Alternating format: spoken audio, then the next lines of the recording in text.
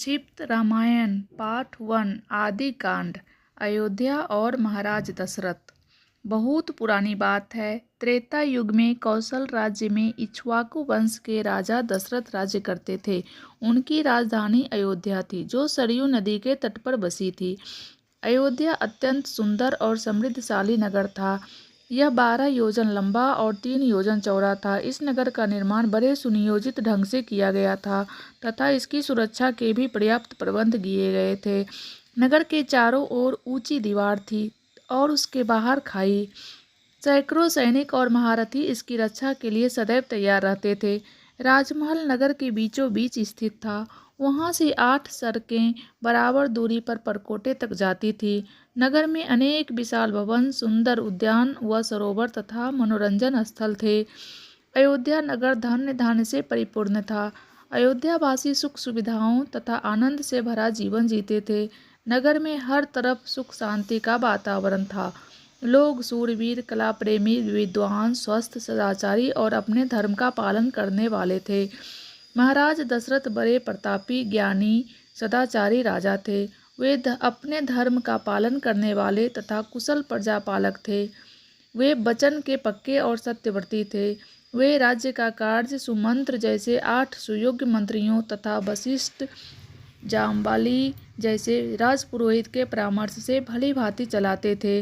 उनका यश धरती पर ही नहीं बल्कि स्वर्ग तक फैला हुआ था। सभी सुख वैभवों के होते हुए भी राजा दशरथ चिंता में डूबे रहते थे। उन्हें एक ही दुख था, उनकी कोई संतान नहीं थी। राजा दशरथ की 3 पत्नियां थीं, कौसल्या, सुमित्रा और कैकेयी, किंतु तीनों के कोई संतान नहीं थी। रानियां भी इसी कारण दुखी रहती थी। राजा को सदैव यही चिंता सताती रहती थी कि उसके बाद उसका राज्य कौन संभालेगा। राजा दशरथ ने इस संबंध में अपने मंत्रियों एवं पुरोहितों से परामर्श किया और पुत्र प्राप्ति के लिए एक यज्ञ करने का निर्णय लिया। यज्ञ की तैयारियां की जाने लगी। सरयू नदी के किनारे यज्ञशाला बनाई गई। यज्ञ संपन्न कराने के लिए महाराज दशरथ स्वयं श्रृंगी ऋषि के बुलाने के लिए गए। सभी राजाओं और अनेक ऋषि मुनियों ने यज्ञ में भाग लिया। यज्ञ प्रारंभ हुआ। महाराज दशरथ ने अग्निकुंड में जब अंतिम आहुति डाली तो स्वयं अग्निदेव हाथ में खीर का एक पात्र लिए उनके सामने प्रकट हो गए।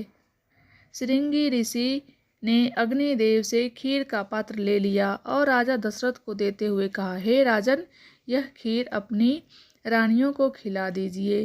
राजा ने खीर का पात्र अपनी रानी कौशल्या को दिया।